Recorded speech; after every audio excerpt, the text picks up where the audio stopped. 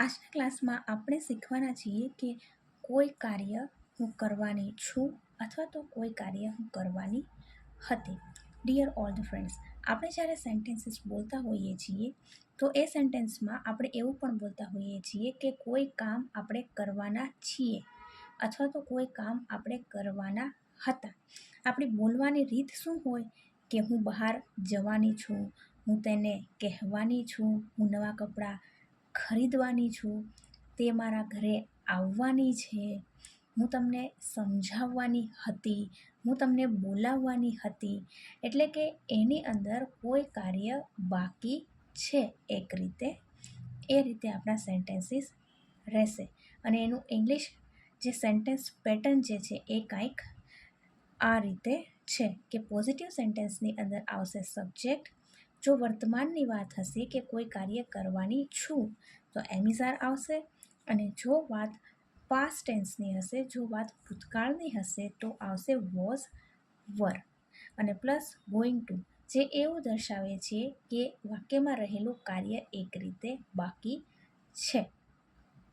ત્યારબાદ આવશે વર્બનું first form અને ત્યાર પછીથી આવશે ઓબ્જેક્ટ. તો આ બધી જ વસ્તુ આપણને સારી રીતે આઈડેન્ટિફાઈ કરતાં આવડે છે. એમ ઇઝ આર ક્યાં આવે છે એ પણ ખ્યાલ છે, વોઝ વર ક્યાં આવે છે એ પણ ખ્યાલ છે, સબ્જેક્ટ કોને કહેવાય એ પણ ખ્યાલ છે, ઓબ્જેક્ટ કોને કહેવાય એ પણ ખ્યાલ છે. તો અને નેગેટિવ સેન્ટેન્સમાં બસ એમિઝાર અથવા વોઝ વર પછી મૂકી દેવાનું છે નોટ, અને બાકીની sentence pattern same to same રહેશે. ક્વેશ્ચનની અંદર જેમ આપણે ઘણા લાંબા સમયથી કરતા આવ્યા છીએ કે એમિઝાર હોય કે વોઝ વર હોય, એમાંનો જે શબ્દ વર્ડ રહેશે એ આપણો આગળ આવી જશે, ત્યાર પછી સેન્ટેન્સ પેટર્ન એમને રહેશે.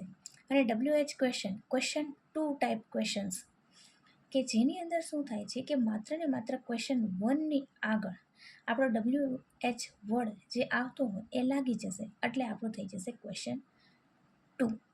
ઓકે, તો ચાલો બનાવીએ આપણે આ ગોઈંગ ટુ વાળા વિશેષ વાક્યો.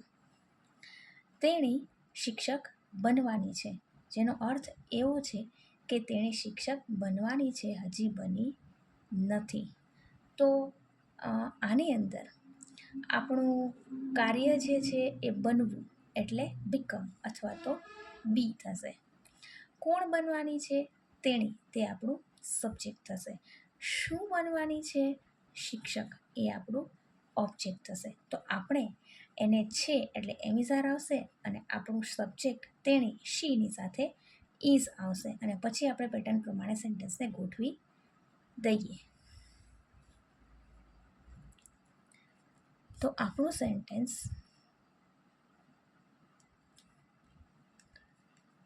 સૌથી પહેલા આવશે શી,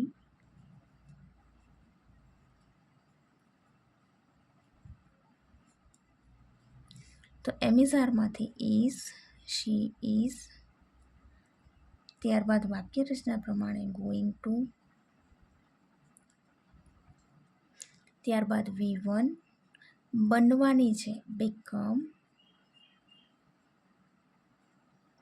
શી ઇઝ ગોઈંગ ટુ બીકમ શિક્ષક, a teacher. She is going to become a teacher. હવે નેગેટિવ સેન્ટેન્સ જોઈએ તો તેણે શિક્ષક બનવાની નથી. She is not going to become a teacher. Next sentence જોઈએ, હું તમને કહેવાની હતી. હું તમને કહેવાની હતી.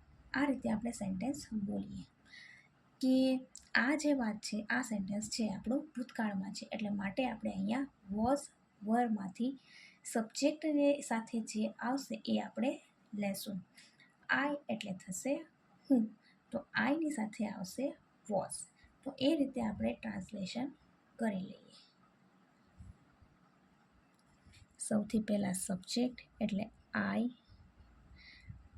કહેવાની હતી એટલે આવશે વોઝ, પછી આવશે going to,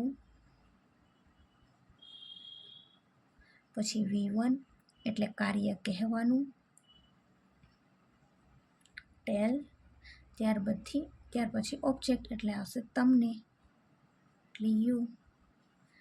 I was going to tell you, હું તમને કહેવાની હતી. પણ મેં તમને કાંઈ કીધું નહીં. બરાબર છે. હું તમને કહેવાની ન હતી. I was not going to tell you. એ રીતે આપણે એનું સેન્ટેન્સ નેગેટિવ બનાવી શકીએ. નેક્સ્ટ સેન્ટેન્સ આપણે જોઈ લઈએ.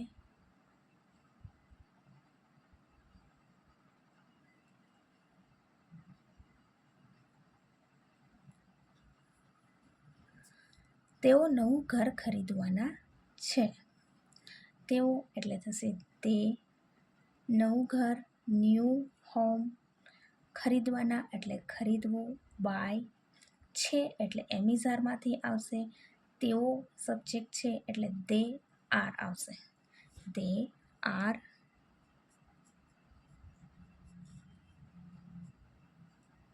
પછી વાક્ય રચના પ્રમાણે going to, they are going to, પછી V1 ખરીદવું, buy, they are going to buy a new house અથવા તો હોમ. આ રીતે આપણું સેન્ટેન્સ બનશે જે આપણે પ્રેક્ટિસ કરીએ છીએ. અમે તમને બોલાવવાના હતા. અમે તમને બોલાવવાના હતા. તો આ વાક્ય પણ આપણું પાસ્ટ પ્રમાણે બનશે. હતા એટલે વોઝ વર આવી જશે. Subject was var going two V1 and object. Subject કોણ બોલાવવાનું હતું? અમે. તો થશે વીની સાથે આવશે વર, વી વર. જે V1 ગોઈંગ ટુ જે વાક્ય રચનામાં આવે છે વી were going two.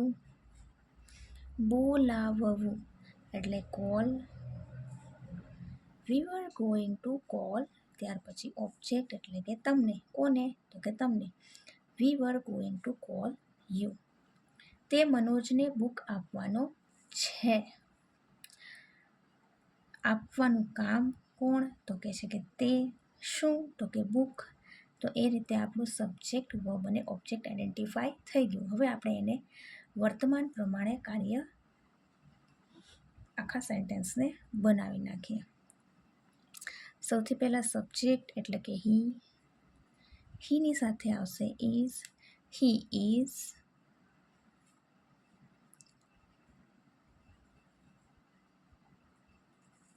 going to give.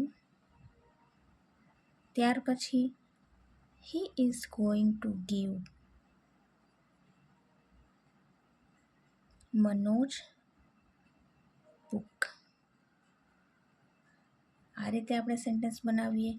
અથવા તો આપણે શું કરી શકીએ કે he is going to give book to Manoj. એ રીતે આપણે લાસ્ટમાં પણ મનોજને ટુ કરીને લખી શકીએ. શું તમે અમારી સાથે આવવાના છો? તો એ એક પ્રશ્નાર્થ છે કે શું તમે અમારી સાથે આવવાનું કામ કરવાના છો?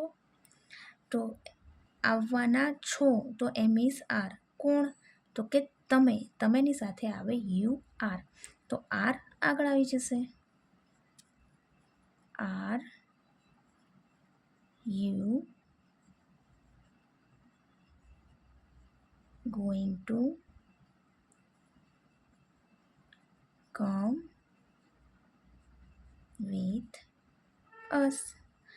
Are you going to come with us? શું તમે અમારી સાથે આવવાના છો? હા અથવા તો ના. ક્વેશ્ચન 1. શું તેણી મને કાંઈ કહેવાની હતી? તો આપણું સેન્ટેન્સ ભૂતકાળ પ્રમાણ છે. તેણી એટલે કે શી વોઝ એટલે કે વોઝ આપણું સેન્ટેન્સની શરૂઆતમાં આવશે. વોઝ પછી સબ્જેક્ટ શી, ગોઈંગ ટુ, પછી વર્બ 1 ટેલ, પછી object was she going to tell me, કાંઈ, એનીથિંગ.